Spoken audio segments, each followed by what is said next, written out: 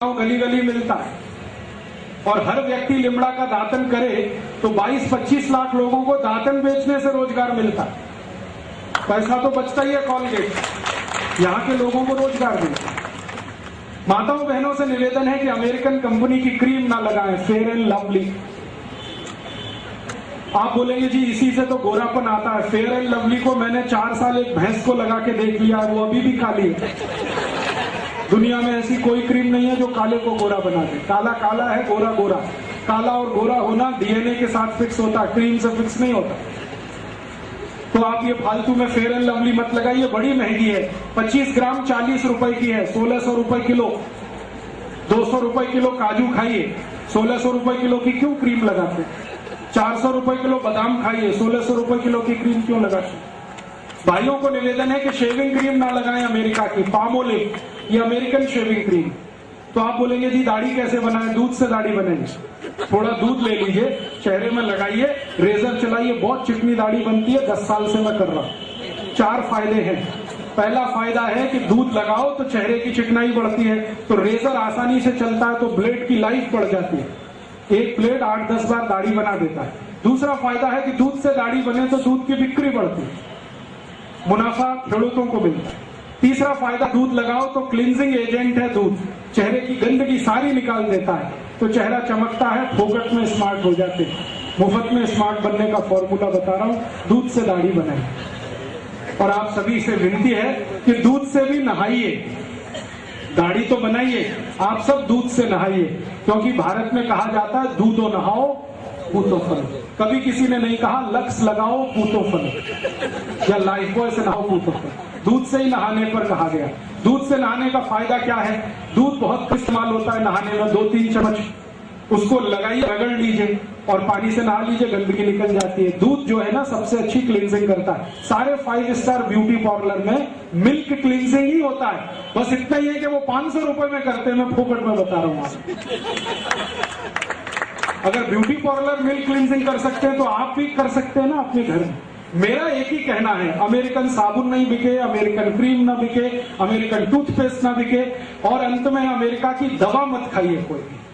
बहुत अमेरिकन कंपनियां यहाँ के दवाएं बेच रही हैं, जैसे विक्स, ये अमेरिकन कंपनी की दवा है विक्स, बेनेड्रिल, और अमेरिकन कंपनी की दवाएं हैं। एली लिली एक बड़ी अमेरिकन कंपनी है, जॉनसन एंड जॉनसन एक बड़ी अमेरिकन कंपनी है, प्रॉक्टर एंड गैम्बल, ये सब दवाएं बेचने आए हैं, धंधा करने। इनकी दवाओं पे कभी भरोसा मत करिए, क्योंकि जो दवाएं वो यहाँ बेच रहे हैं वो दवाएं अमेरिका में बंद है 20 साल से, और गवर्नमेंट ऑफ अमेरिका ने उनको पॉइजन डिक्लेयर किया। वो दवाएं यहां पर धड़ल्ले से बेच रहे हैं। आपको अमेरिका की सबसे खतरनाक जो दवा दी जा रही है आजकल, वो हार्ट पेशेंट को दी जा रही है। आप में से किसी को भी भगवान ना करे हार्ट अटैक आए, लेकिन आ गया तो आप जाएंगे डॉक्टर के पास। आपको मालूम है कि एंजियोप्लास्टी ऑपरेशन आपका होता है। एंजियोप्लास्टी ऑपरेशन में एक स्प्रिंग डाली जाती है आपके शरीर में, उसको स्टंट कहते हैं। ये अमेरिका से आता है, और ये स्टंट जो अमेरिका से आता है उसका कॉस्ट ऑफ प्रोडक्शन $3 के आसपास है, और यहां लाकर वो 2.5-3 लाख रुपए में बेचते हैं। ऐसे लूटते हैं। और एक बार हार्ट अटैक में एक स्टंट डालेंगे, दूसरे में दूसरा। डॉक्टर को कमीशन है, इसलिए वो बार बार कहता है एंजियोप्लास्टी कराओ, एंजियोप्लास्टी कराओ। आप मत कराइए। फिर आप बोलेंगे क्या करें? मैं आपको बहुत दावे से कह रहा हूं ये बात, एक डॉक्टर की हैसियत से, क्योंकि मैं होम्योपैथी डॉक्टर भी हूं। कभी भी स्टंट का ऑपरेशन आज तक किसी को सफल हुआ नहीं, सक्सेस हुआ नहीं। कारण क्या है? आपकी जिस वाहिका में स्टंट डाला जाता है, नली में, वो स्टंट इतना बड़ा है, नली में यहां उन्होंने फिक्स कर दिया, तो स्टंट के आगे और पीछे फिर ब्लॉकेज हो जाए और सेकंड हार्ट अटैक फिर आएगा। तो फिर वो कहेंगे दूसरा स्टंट लगवा लो, और इसी चक्कर में आपकी जिंदगी निकल जाएगी, लाखों रुपए लूट के ले जाए। तो आप बोलेंगे जी क्या करें? मेरा आपको विनम्र विनती है कि आपको कभी भी एंजियोप्लास्टी का खतरा हो तो आप ऑपरेशन तो मत कराओ। क्या करें फिर? जिंदगी बचानी है तो आप एक सरल उपाय करो। वो मेरा नहीं है, भारत देश के महान व्यक्ति का उपाय है। वो व्यक्ति का नाम था बागभट्ट। उन्होंने 3500 साल पर लिखा एक पुस्तक में जिसका नाम है अष्टांग हृदय, और एक पुस्तक है अष्टांग संग्रह।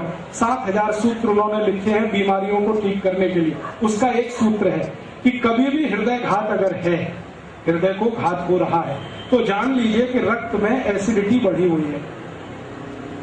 एसिडिटी समझते हैं? अम्लता। एक अम्लता होती है पेट की और एक होती है रक्त की।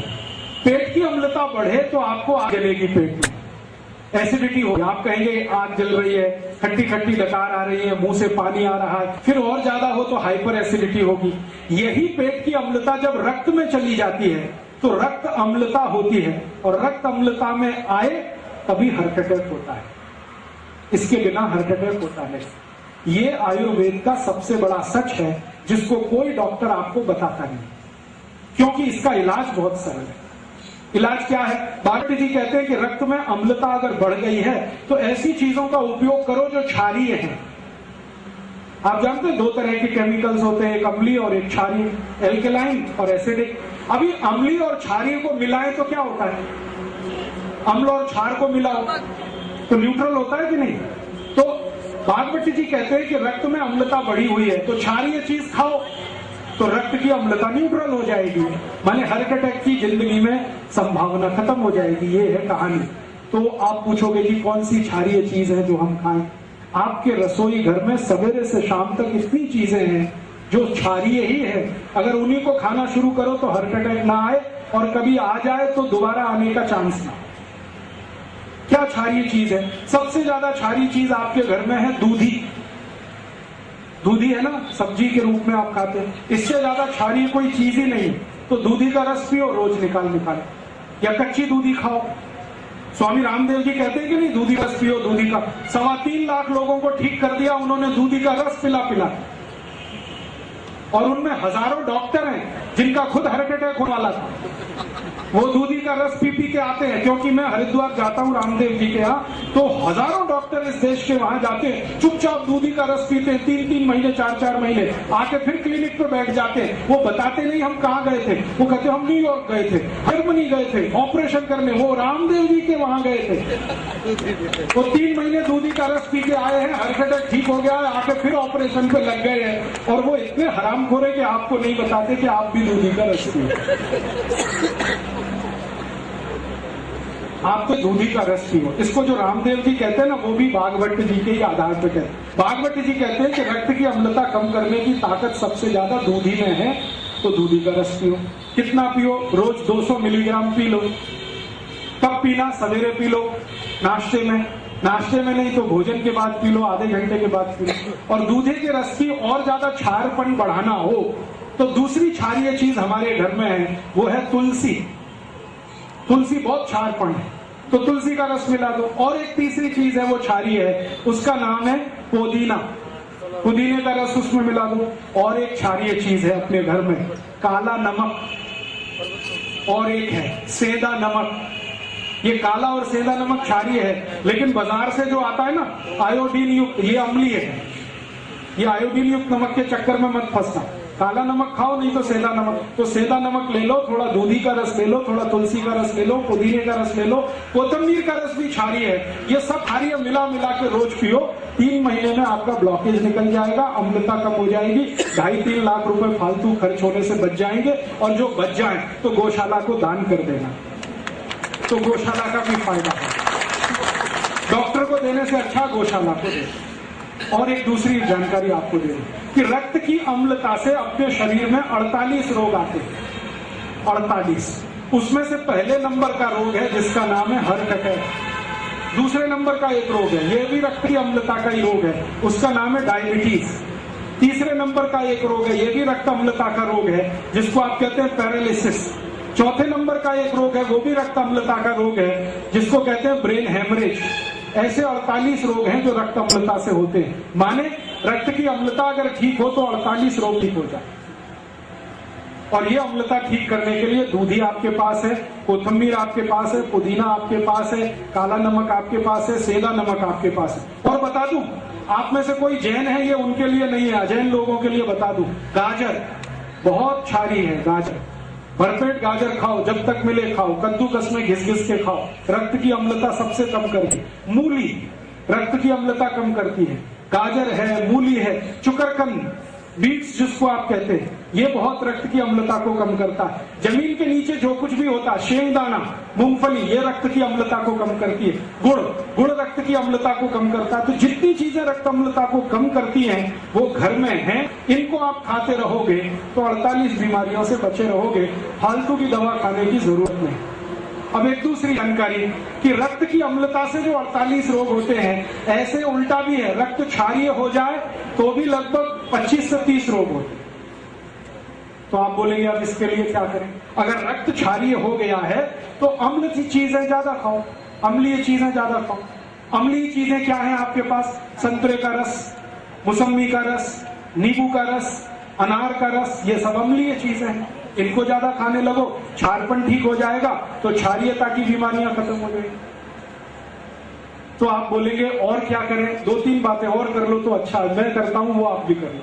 बीमारी मत पड़ो, चक्कर ही नहीं है सारा। ये तो सब झंझट तब है जब आपकी अम्लता बढ़े या क्षारता बढ़े। आप बीमारी मत पड़ो, स्वस्थ रहो, तंदुरुस्त रहो, मस्त रहो। मैं जब आया था ना वापी, तब से आज तक कोई डॉक्टर के पास नहीं गया, 10 साल हो गए, और अगले 10 साल जाने की तैयारी नहीं है मेरी, जब तक कि कोई मुझे गोली से ना मारे और बम ब्लास्ट में ना मारे, तब तक तैयारी नहीं है। मेरी गलती से तो बीमार होता नहीं। आप भी वो गलती मत करो। आप बोलोगे जी हम क्या गलती कर रहे हैं? छोटी छोटी कुछ गलतियां जो रोज हम करते हैं वो कर दो, बीमारी ही नहीं आए। मैंने वो बंद की है। जब से मैंने बागभट्ट का अष्टांग हृदयम पढ़ा, तब से मेरी जिंदगी में मैंने कुछ नियम बनाए, वो आप भी बना लें। बागभट्ट ने अष्टांग हृदयम में 10 नियम कहे हैं जो कोई भी पालन करे तो जिंदगी में बीमार ना हो। मैं वो नियम पालन करता हूं, आप भी करें। बहुत सरल है, बहुत आसान है, कोई भी कर सकता। क्या नियम है? बागभट्ट ने सबसे पहला नियम बताया, जिंदगी में कभी बीमार नहीं पड़ेंगे आप। वो ये कहते हैं खाना खाने के तुरंत बाद पानी मत पियो। उन्होंने संस्कृत में कहा भोजनांते विषम वारी, भोजन के अंत, भोजनांते माने भोजन अंते, विषम वारी, विष माने जहर, तो भोजन के अंत में पानी जहर जैसा है, ये है सूत्र। तो भोजन के अंत में पानी मत पियो। आप बोलेंगे जी कब तक ना पिए? 1.5 घंटे तक मत पियो, उसके बाद पी लो।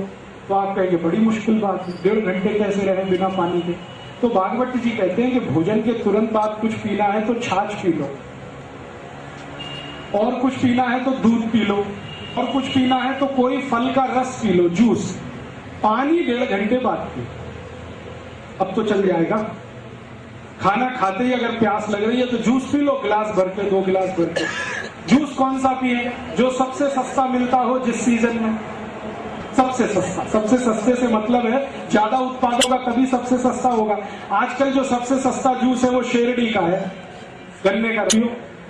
जब भी खाना खाओ गन्ने का रस पी लो, और थोड़े दिन के बाद संतरे का रस आ जाएगा, फिर द्राक्ष का आ जाएगा, अंगूर का आ जाएगा। तो जो रस मिलते हैं बाजार में या सीजन के फल हैं, वो रस पियो खाने के तुरंत बाद। या तो छाछ पियो, नहीं तो दूध पियो। रस पीने का तरीका है सवेरे पीना, छाछ पीने का है दोपहर पीना, दूध पीने का है रात को पीना। खाने के तुरंत बाद दूध पीना है, छाछ पीना, रस पीना है। सुबह खाना खाया तो जूस पीना, दोपहर खाया तो छाछ, रात को तो दूध। अगर पानी पीना है तो 1.5 घंटे बाद ही पीना। क्यों? कारण उसका यह है कि आपने जो कुछ खाया वो पेट में गया, पेट में जाते ही इसमें आग जलती है खाने का पाचन होने के लिए। उसको कहते हैं जठर अग्नि। जठर एक स्थान है जहां पर भोजन जाता है, वहां अग्नि जलती है, जठर अग्नि। इस अग्नि को जलने में 1.5 घंटा लगता है। तो जब तक अग्नि जल रही है पानी मत पियो। अगर पी लिया तो अग्नि बुझ जाएगी, अग्नि बुझेगी तो खाना नहीं पचेगा, खाना नहीं पचेगा तो सड़ेगा। सड़ा हुआ खाना सारे रोग पैदा करेगा जिनके नाम मैंने थोड़ी देर पहले लिए। इसलिए बागभट्ट कहते हैं खाने के बाद पानी मत पियो। कर सकते, आसान है। स्वस्थ रहने के लिए तो कुछ भी कर सकते हैं।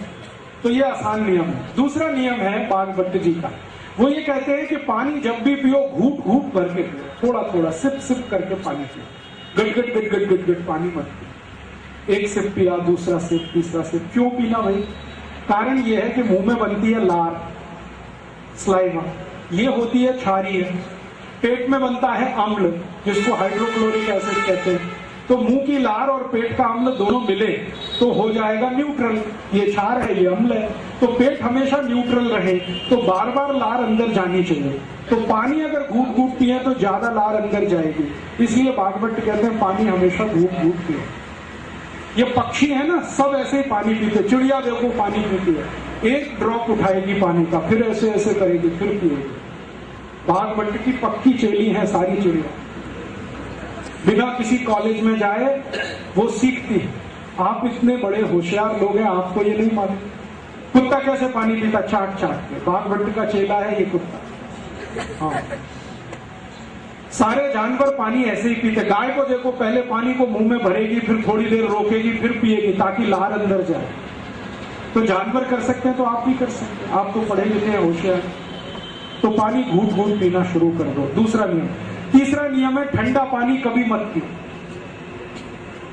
ठंडा पानी उन्होंने कैसे लिखा? ये नहीं लिखा ठंडा पानी मत पियो, उन्होंने लिखा है शरीर के तापमान से कम तापमान का पानी मत पियो। पानी ठंडा पानी मत पियो। अब ठंडा पानी से मतलब फ्रिज का पानी मत पियो, बर्फ डाला हुआ पानी मत पियो। क्यों नहीं पिए? मैंने इसका देखा एक्सपेरिमेंट करके कई मरीजों पर।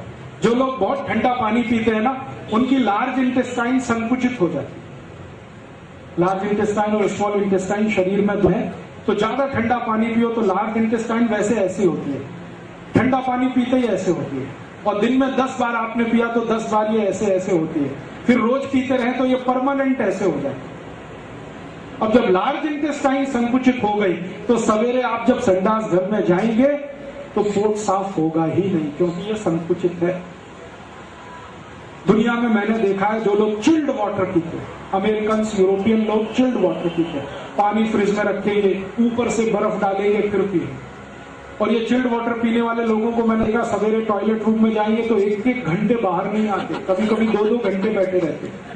पूछो भैया क्या कर रहे हो 2 घंटे टॉयलेट रूम में? कहते न्यूज़पेपर पढ़ रहे हैं। क्यों पढ़ रहे हो? न्यूज़पेपर के लिए टॉयलेट रूम है? कहते उतरती नहीं संडास, क्या करें, बैठे हैं इंतजार कर रहे हैं। कभी समस्या इतनी भयंकर होती है कि वो इंतजार में गाना गाने लगते हैं, मेरे सपनों की रानी कभी आएगी, वो आती नहीं है, करे क्या।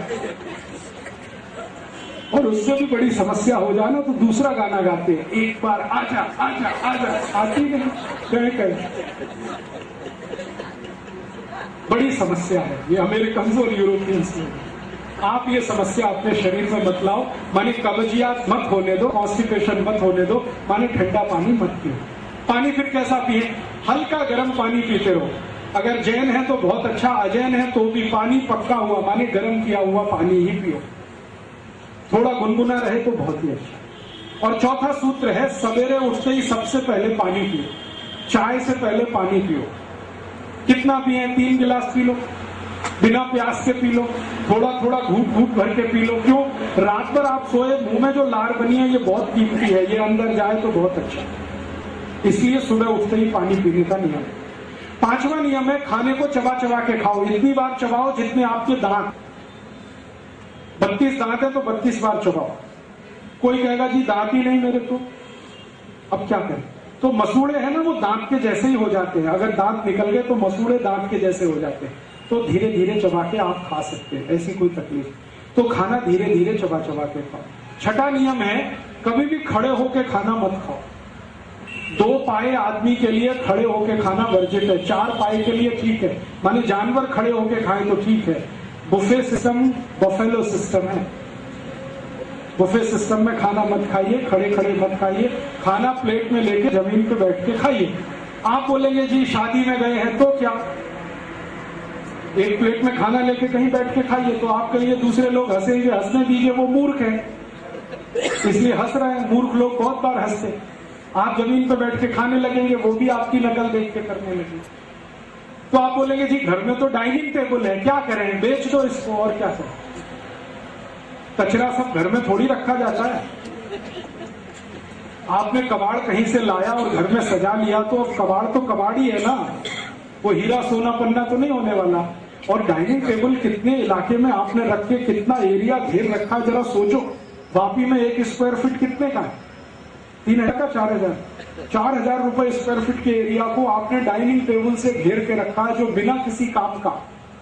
सोचो, दुनिया बुद्धि लगाओ ना, कुछ व्यापारी बुद्धि लगाओ। इतना एरिया कवर करके रखा, इससे अच्छा डाइनिंग टेबल ना रहे तो वो एरिया का कुछ तो उपयोग होगा, बैठने में ही काम आएगा।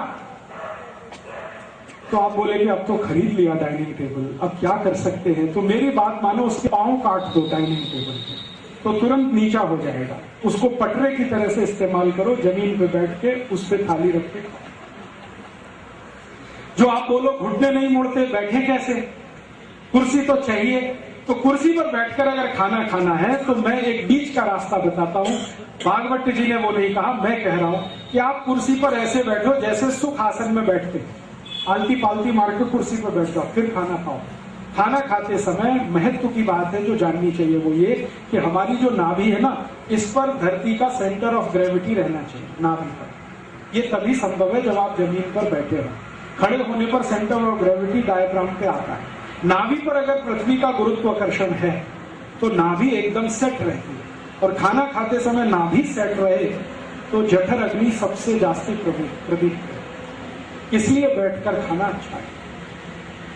फिर सातवां नियम है। सातवां नियम है कि कभी भी आप खाना खाएं तो दो चीजें एक साथ ऐसी मत खाना जो एक दूसरे के विरोधी है। जैसे दूध और दही कभी साथ में नहीं खाना, उड़द की दाल और दही कभी साथ में मत खाना। दो टूटने वाली दो दाल जिनको द्विदल कहते हैं उनको दही के साथ मत खाना। खाना ही हो तो दही को गर्म कर लेना फिर खाना। कभी भी कांदा माने प्याज और दूध साथ में नहीं खाना। कभी भी खट्टे फल संतरा मौसमी इनको दूध के साथ मत खाना। ये विरोधी चीजें हैं। भागवत ने एक लंबी सूची बनाई है, 103 वस्तुएं हैं जिनको एक साथ ना खाएं तो आपकी जिंदगी में रोग आने ही वाले नहीं। और एक छोटी सी आखिरी बात, दोपहर का खाना खाएं तो 20 मिनट विश्रांति जरूर लें। रात का खाना खाएं तो 2 घंटे बाद विश्रांति लें। दोपहर के खाने के बाद विश्रांति लें तो ज्यादा लेफ्ट साइड में आप करवट रख के सोएं। ये राइट ऊपर रहे, लेफ्ट, इसको वाम कुक्षी कहते हैं। कभी भी वजन नहीं बढ़ेगा, पेट नहीं बढ़ेगा। जो सीधे सोएंगे तो पेट भी बढ़ेगा, वजन भी बढ़ेगा। दोपहर को खाने के बाद हमेशा लेफ्ट में सोएं, और रात को जब सोएं तो 2 घंटे बाद सोएं खाने के बाद। और सोते समय एक चीज का ध्यान रखें कि सिर ज्यादा से ज्यादा पूर्व में रहे, सूर्य की दिशा में रहे, या कोई बहुत इमरजेंसी हो तो दक्षिण में रहे। उत्तर और पश्चिम में सिर करके कभी भी ना सोए। ये 10 नियम हैं, मैं पालन करता हूं, आप भी करो। मैं बीमार नहीं हुआ 10 साल से, आप भी नहीं होंगे, ये मेरी बात है। और जो थोड़ी बहुत बीमारी आज है, आप ये नियम ईमानदारी से कल से शुरू कर दो। 3 महीने बाद आप खुद बताना आपकी बीमारी बिना दवा के फोकट में ही ठीक हो रही है कि नहीं। Acidity, hyper acidity, ulcer, peptic ulcer, एड़ी का दर्द, घुटने का दर्द, कमर का दर्द, ये अपने आप जाए। इसलिए मेरा टारगेट है अमेरिका की दवा नहीं बिके इससे, एक दवा उसकी ना बिके। ये तभी संभव है जहां आप स्वस्थ रहें, तंदुरुस्त रहें, और स्वस्थ रहेंगे तभी सुखी रहेंगे। हमारे यहाँ कहते ना, सर्वे भवन सुखिनः सर्वे संतु निरामया। ये सुखी तब होंगे जब निरोगी होंगे। निरामय, निरोगी हुए बिना कोई सुख नहीं है दुनिया का। करोड़ों रुपए हो और रोग ही रोग हैं, कोई सुख नहीं है। एक पैसा नहीं है आपके पास लेकिन शरीर के रोग नहीं है, आप बहुत सुखी। सुख जो है शरीर में से उपजता है, मन बुद्धि के कर्म के आधार पर। पैसे से सुख नहीं खरीदा जाता और ना कहीं मिलता है, तो आपके अंदर से उपजेगा। संतुष्टि है तो सुखी होगी, और संतुष्टि होने का एक ही आधार है, निरोगी रहे। तो मेरे 2 उद्देश्य हैं, अमेरिका को पैसा ना जाए, उनकी दवा ना बिके, आप सुखी हो जाए, स्वस्थ हो जाए। और घर में रसोई है ना, इसमें सैकड़ों दवाएं हैं, उनका उपयोग कर लो ना। मैंने दही बताया, मैंने आपको धनिया, पुदीना, ये सब क्षारीय हैं, ऐसे ही अम्लीय दवाएं हैं। कुछ दवाएं जो बहुत कॉमन है, जो आप रोज इस्तेमाल करो, बहुत अच्छा। एक हमारे रसोई में दवा है जिसको अजवाइन कहते हैं, अजवाइन, गुजराती में अजमो कहते हैं, अजमो। ये बहुत ही अद्भुत है। किसी को भी एसिडिटी हो, हाइपर एसिडिटी हो, अजवाइन को भून लो तवे पे, थोड़ा काले नमक के साथ फनकी ले लो, 3 दिन में ही एसिडिटी खत्म कर। और यही अजवाइन बहुत अच्छी है। अगर किसी को कॉन्स्टिपेशन हो गया हो, बहुत कब्जियत हो, तो गुड़ के साथ अजवाइन खा लो, एक ही दिन में कॉन्स्टिपेशन रिलीज कर। ऐसे ही अजवाइन के जैसा जीरा है, वो भी आपके पेट की एसिडिटी को कम करेगा। आपके घर में नमक बदल दो आप, ब्लड प्रेशर की बीमारी चली जाएगी। कौन सा नमक खाएं? सेंधा नमक खाओ, काला नमक खाओ, ये आयोडीन युक्त नमक बंद कर दो तो आपके हाई ब्लड प्रेशर की तकलीफ तो ऐसी बहुत सारी चीजें आपके पास साधारण साधारण सी हैं, इनका आप उपयोग कर लो, बीमारियों से बच लो, दवाओं के पैसे कम हो जाए खर्च होना, देश की सुरक्षा बढ़ जाए उससे, और देश का बहुत ज्यादा लोगों का सुख और समृद्धि बढ़ जाए, ऐसी मेरी भावना है। शुरू हुआ वहां से और अंत यहाँ पर है। जीवन को थोड़ा सरल, आसान, हिंदुस्तानी, स्वदेशी, भारतीय बनाओ। पहले भी मैं 10 साल पहले आया था, यही बोल के गया था, be Indian buy Indian. Be Indian का माने भारतीय बनो, भारतीय वस्तुओं का उपयोग करो। अब भारतीय वस्तुएं क्या है? भारतीय भोजन, भारतीय भजन, भारतीय भेषज माने औषधि, भारतीय भाषा, भारतीय भूषा, ज्यादा से ज्यादा इनका उपयोग करो। विदेशी भूषा माने विदेशी कपड़े, विदेशी भोजन माने pizza, burger, hot dog, cold dog, chow mein मत खाओ, हिंदुस्तानी भोजन ज्यादा करो। विदेशी भजन, जो विदेशी गाने हैं मत गुनाओ, मत गाओ, मत सुनो, स्वदेशी गाने गाओ, स्वदेशी भजन सुनो। जितना बने उतना आप करो तो देश अपने आप करेगा। हमारे यहाँ एक कहावत है, महाजन येन गता से पंथा, माने जिस रास्ते बड़े लोग चल पड़ते हैं ना, समाज के बाकी लोग उसी तरफ चलने लगते हैं। आप सब महाजन लोग हैं, माने श्रेष्ठ लोग हैं, आप इस रास्ते चलेंगे, नीचे वाले अपने आप चलेंगे। मैंने मुंबई में देखा, करोड़पति लोग जब से लिमड़ा का दातन करने लगे, रोडपति लोगों ने भी दातन शुरू कर दिया, और मुंबई में हर साल दातन की बिक्री बढ़ रही है, कॉलगेट की बिक्री घट रही है। लाखों लोग रोजगार पाते हैं मुंबई में, जो दातन बेचते हैं सड़क पर या तो रेलवे प्लेटफॉर्म पर। तो हम कर सकते हैं, हमारे सामने ये है, आदर्श है, देश को खतरे से बचाना है, और आपकी वही भूमिका है जो सैनिकों की होती है। सैनिक सीमा पर खड़े होकर शत्रु से देश की रक्षा कर रहे हैं, आप देश के अंदर रहकर जो शत्रु आ रहा है उससे देश की रक्षा करें। ऐसी भावना के साथ आपका आभार। आपने बड़े ध्यान से सुना, बहुत आभारी हूँ। दूसरों को ये बताएंगे और भी आभारी रहूंगा। ये जितनी बातें मैंने कही हैं, दवाओं की, औषधियों की, ये किताबें भी लिखी हुई हैं, पीछे है, आप ले लेना। हमारा कार्यकर्ता नीलप्पा, उसके पास किताबें हैं। रसोई घर की सारी दवाएं, औषधियां उन किताबों में, किससे क्या होता है, किससे क्या होता है। अष्टांग हृदयम के जो 10 सूत्र दिए, उनके और ज्यादा सूत्र पढ़ने हो तो वो भी किताब है। अपने शरीर को जितनी भी बीमारियां होती हैं, चर्म रोग की, कैसे दूर करें घर की दवाओं से, वो भी किताबें हैं, आप ले जाइए। कभी भी मैंने किसी किताब पर कॉपीराइट नहीं माना है, आज भी कहता हूं कोई पुस्तक पर कॉपीराइट नहीं है, सबको कॉपी करने का राइट है।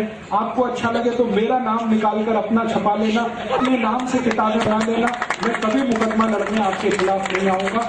और जो कुछ मैंने बोला है, इसकी सीडी भी है, पहले तो कैसेट थी, अभी सीडी है, 40 घंटे की ऑडियो सीडी है, वीडियो सीडी है। आप ले जाइए, कॉपी कर करके लोगों को बताइए, ताकि ये विचार जल्दी से फैले और लोगों तक ये दूर तक पहुंचे। तो शायद चेतना ज्यादा हो, और चेतना बढ़ेगी तो देश जरूर बेहतर होने वाला है, आजादी बचने वाली है, सभ्यता और संस्कृति रहने वाली है। भारत देश के बारे में एक विशेष बात मुझे महसूस होती है, वो ये कि दुनिया का ये विशिष्ट देश है। विशिष्टता क्या है? 1000 साल विदेशी हमले इस देश पर हुए, किसी देश पर नहीं हुए, फिर भी ये देश जीवित है, इसकी सभ्यता अभी बची हुई है, संस्कृति बची हुई, वरना दुनिया के देश कब के मिट गए और खत्म हो गए।